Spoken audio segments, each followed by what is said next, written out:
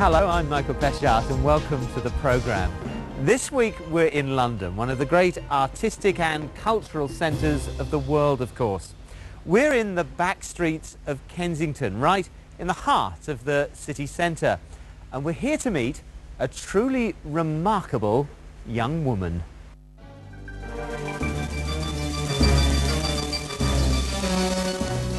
Vanessa-Mae has revolutionised popular perceptions of the violin. Hailed by many as the greatest classical violinist of her generation, a child prodigy, she's branched out and given the violin a hugely glamorous image. We spend some time with her to meet the private person, rarely, if ever, seen.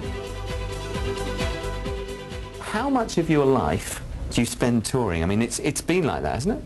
Yeah, well, I think it depends on the year, obviously. Some years I'm just chilling out. Some years I'm making an album that can take half a year to a year sometimes to make. And then after that's all out of the way, then it's on the road. Is it fun or is this incredibly tiresome? No, I would say that it's a lot of fun because, you know, it's so gratifying to see your hard work in studio come to life, and you've got all your fans out there. You travel from country to country, and you know it's been years since they last saw you on stage, so there's a real feeling of excitement in the audience, and it's just wonderful being on stage. I have a wonderful band, and you know the more we play together, the more years we're touring together, you know the more we get to know each other, both musically and off stage. But I mean, you're in a unique position. I mean, you're sort of a rock star, aren't you? But, do you do the rock star things? I mean, were we trashing hotel rooms? No, not really. I mean, gosh, the worst thing I did was probably when I was 12 or something. I was just trying to catch a nap between a rehearsal and a show, and I just couldn't get the bloody speakers to go off, and the speakers were just transmitting what was going on stage, a stage manager talking to other artists, and I just couldn't get any sleep. So I think I trashed a chair, and then my mother came in and she cursed me. She said, "You've been so naughty, you're going to have a memory lapse," and sure enough I did. Vanessa-Mae's home is now London, but even here she spends much of her time in hotels. Since emerging as a virtuoso at 12 years old, she spent much of her life on tour. You've got a lot of fans. Yeah. I mean, that's a great thing, but it's also a pressure in some ways. Sometimes, yeah. Are you lonely in these hotel rooms? I mean, is it a nice existence or a... I have lots of visitors in and out of my hotel room. I mean, makeup artists and my PA and things like that. Yeah. So, you know, and sometimes I have my family on the road with me. Sometimes my boyfriend comes. Sometimes I have a very rock and roll grandma, and she comes and stays on the bunk beds with us when we're doing bus tours in Europe. So that can be a lot of fun. It was slightly lonely when I was a child because, you know, in those days I wasn't really in charge of my own life. I couldn't just pick up the phone and talk and chat to a friend. I was sort of left in the hotel room and then picked up when it was time to go off to work or to a rehearsal. So that was tough. But now I'm, you know, in control of my own life in 27. It's not lonely because I realize that every single one of those band and crew, they're also twiddling their thumbs sometimes in their hotel room, and sometimes there's no chance even to get bored and lonely on tour. It's a question I know that you'd have been asked many times before, so obviously you're a very glamorous woman. How much of a help? Do you get very bored by that? No, not really. I mean, the thing is that I think, you know, being a girl and things like that, people think of me as somebody who really enjoys dressing up and putting on makeup, but I just can't be bothered when I'm at home, you know, walking the dog or just, you know, on holiday. I hate wearing makeup. I hate wearing heels. I just associate it with work.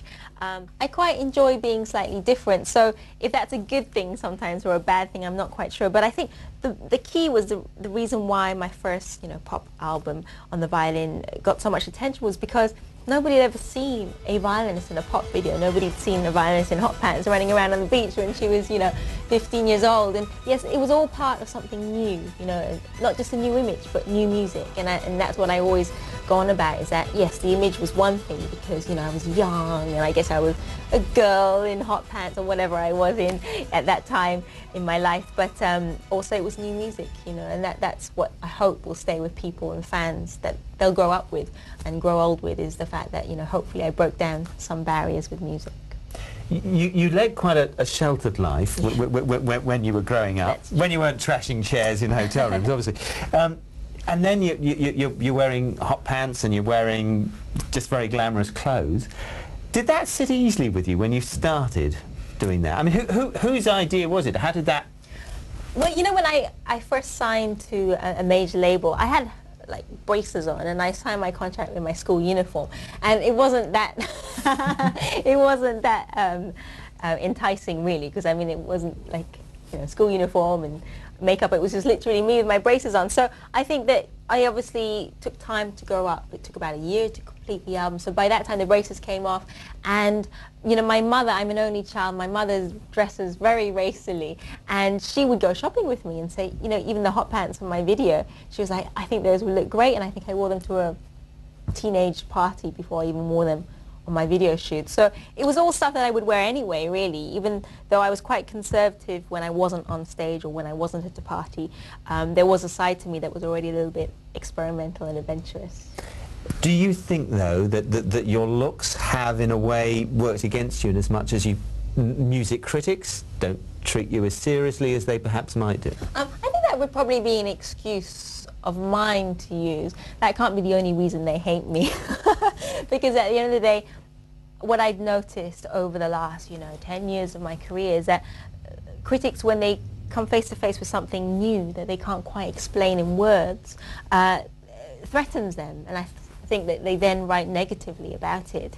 And of course, you know, when you go on stage and your show is a little bit more fun to watch than the average show, they've got something to pick on.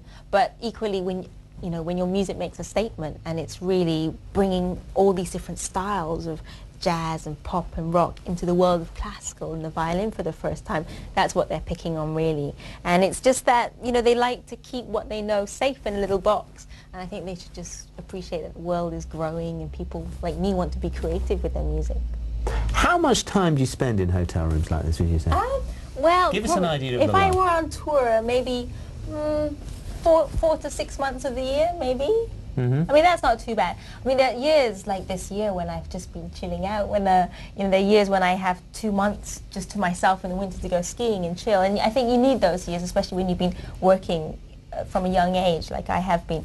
But other years, yeah, you can be on the road for maybe 4 to 6 months. But I enjoy being on the road because it's my life, and one day I won't be able to do it anymore, be too old. And it's just fun. The skiing, I read, and I'm not sure I fully understand it, so help me out on this. You were trying to get into the Thailand skiing team? Yeah. So you're obviously a pretty good skier, but how are you going to become an international skier? The key was to get into the Thai team, because it's a bit like the Jamaican bobsleigh team. I mean, the qualifications that you had to have at that time. This was in '99, I think. I think it was the last year that you didn't have to reach a certain standard to get in to the Thai team, I think. And so I just thought, well, it'd be quite fun to have a few months off, a sort of sabbatical from music, and just concentrate on skiing. But then I just realized that it'd just be too much training, and I'm really more and more, as I get older, a fair weather skier. You know, I used to be the kid that used to be on the first lift at 8:30 and the last lift at 5:30. But now I just go out when it's sunny and nice. But it was very nearly that you were... Well, I mean, I just wanted to do it, but I guess it's a bit like you taking part in the snowboarding masters. It was just like a fun thing that wasn't really to come to any fruition. I told you that in prime. Sorry. Coming up after the break, we go on a drive around town and hear what her Asian heritage means to her and the determination she had to succeed. From age 12, or rather age 12, I kind of knew what I wanted to be professionally. You know, when you know, my friends at school were meeting, what do you call them? Boys? No, boys, that one too. But you know, when people advise you as to what career, I just knew that I was going to be a violinist forever. So that was handy, you know, I guess. Vanessa-Mae is possibly the most recognised, classically trained musician in the world. She admits she's grown up in a carefully cosseted world. She wanted to show me her London, but it didn't quite work out.